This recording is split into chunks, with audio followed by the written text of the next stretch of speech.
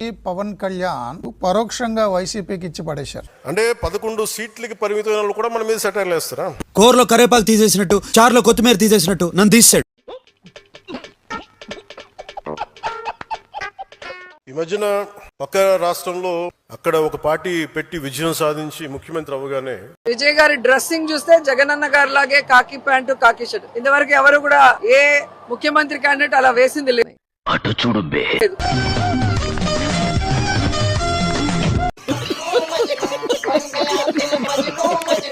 ఆంధ్రప్రదేశ్ లో చాలా మంది మీరు కూడా అలా చేసి ఉండాల్సింది చెప్పి నాకు తెగ మెసేజ్లు పంపిస్తా ఉన్నారు.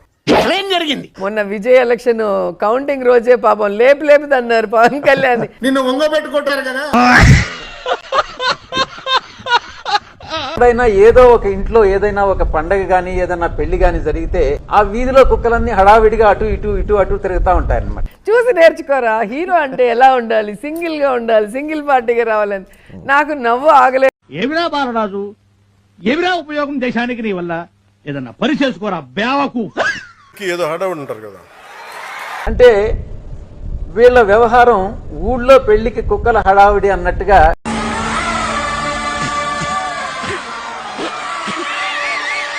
ఎక్కువ మాట్లాడిన వాళ్ళ గురించి కాదు, వాళ్ళు ఒకేసారి చేరంటే కొంచెం చిరాగా వస్తుంది కదా. మనం కూడా చాలా ఆపండి. నేను మరీ అంత ఎదవలా కనపడుతున్నారా? ఆంధ్రప్రదేశ్ పరిస్థితులు వేరు. ఎప్పుడైనా ప్రతి రాష్ట్రానికి ఒక డిఫరెంట్ పొలిటికల్ సినారియో ఉంటది. స్టిల్ నీ ఎంగిలి మెతుకులు తినేవాడిని అర్థం చేసుకొచ్చావు, బాగుపడతావు, పిచ్చి వెదవా.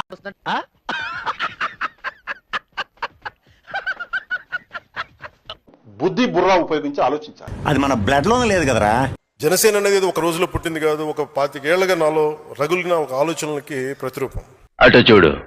జగన్మోహన్ రెడ్డి గారు 2011లో పార్టీ పెట్టి 2019 అంటే 8 ఏళ్ల తర్వాత గెలిచారు. గెలవడానికి 8 ఏళ్లు సమయం పట్టింది. వాస్తవం అధ్యక్ష.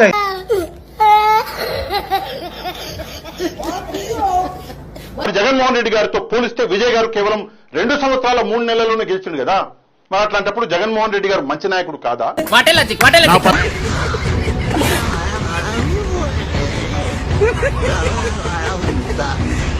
విజయ్ గారు జగన్మోహన్ రెడ్డి గారి కంటే గొప్ప నాయకుడా? కాకపోతే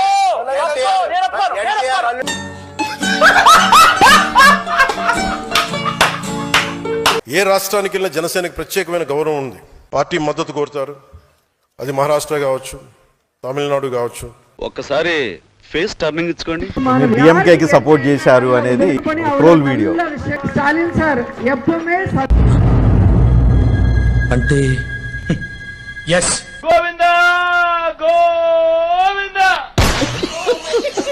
ప్రచారం చేశారు అని.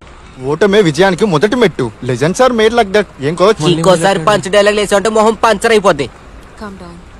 నెక్స్ట్ మ్యాచ్ కి నన్ను లేపనుకోలే. నెక్స్ట్ మ్యాచ్ నెక్స్ట్ ఇయర్, నువ్వు రెస్ట్ తీసుకో.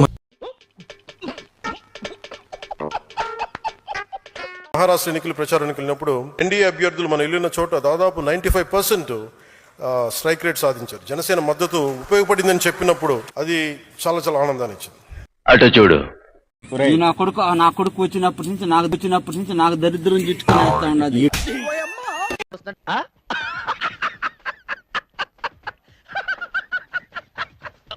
తమిళనాడులో సంవత్సరాల కొద్దీ అవే పార్టీలు ప్రజలు ఓట్లు వేసి వేసి వేసి విసిగిపోయారు.